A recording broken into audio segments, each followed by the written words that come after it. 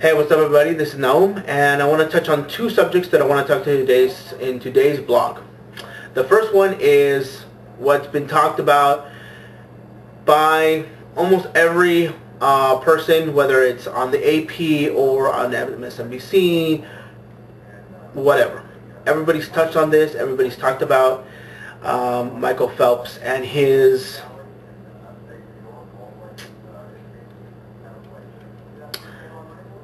Michael Phelps's, for lack of a better words, use of a particular ingredient that makes certain people very, very relaxed.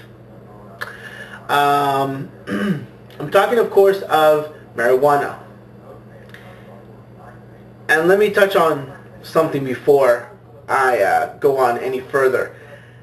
If you've seen the pictures that the British publication put out of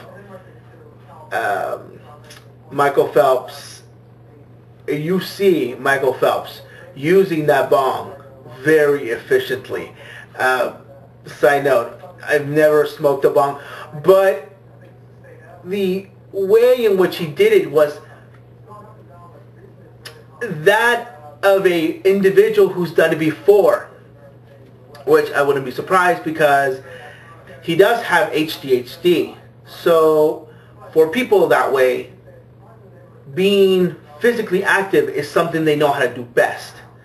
And for somebody like him who swims miles a day, eats 10,000 calories a day, very cool, and basically is an incredibly active person, at times you really can't do the swimming miles a day. So you need something to calm you down. So I understand why he did what he did, or rather, if he is a user of marijuana, I understand why.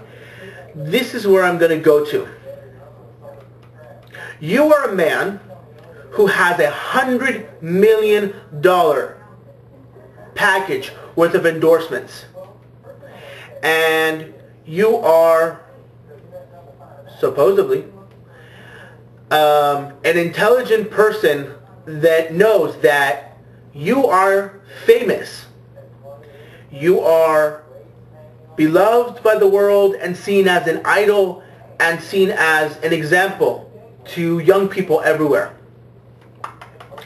So with that, you found yourself,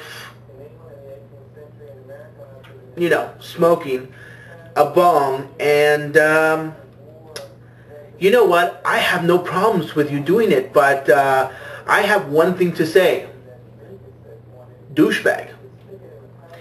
And why do I say that Michael Phelps is a douchebag? Well, here's the thing. The definition of a douchebag is an idiot times 10. And that's exactly what Michael Phelps does. He is an idiot times 10.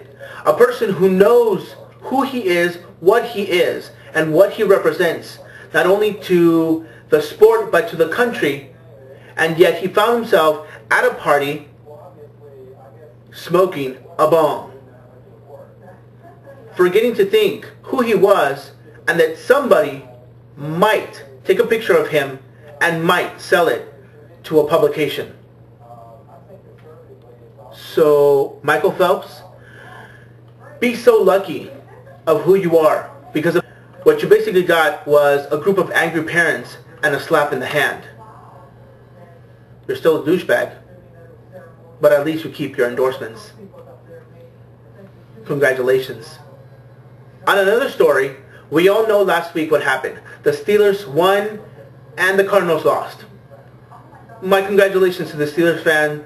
It's a really big thing because one of my uncles is a huge Steelers fan, so I'm really happy that he's happy. Here's the thing. That's not the important part. What was important is one of the banned commercials that the NFL and NBC decided not to air. The basis of this commercial is this. Picture with really dramatic music, and basically saying, if the mom of this child aborted it, we wouldn't have the first African American president. The first thing that came into my mind, or the first reaction, was that of disgust, arrogance. Regardless of your opinion and where you are on the spectrum of pro-life or pro-choice, one thing that you can definitely say is that this video has gone to a place where it touches on the ignorance and the stupidity of some Americans.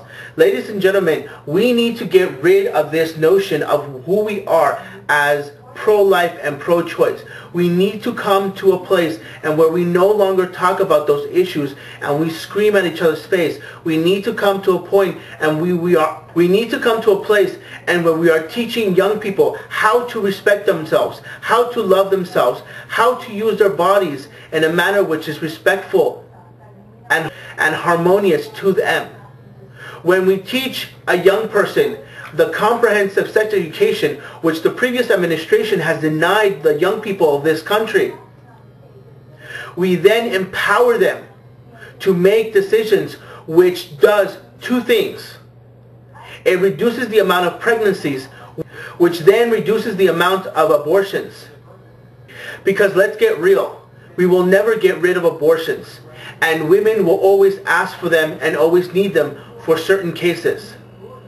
But at least with the education, the comprehensive sex education, which so many young people and even so many adults need, the rates will go down.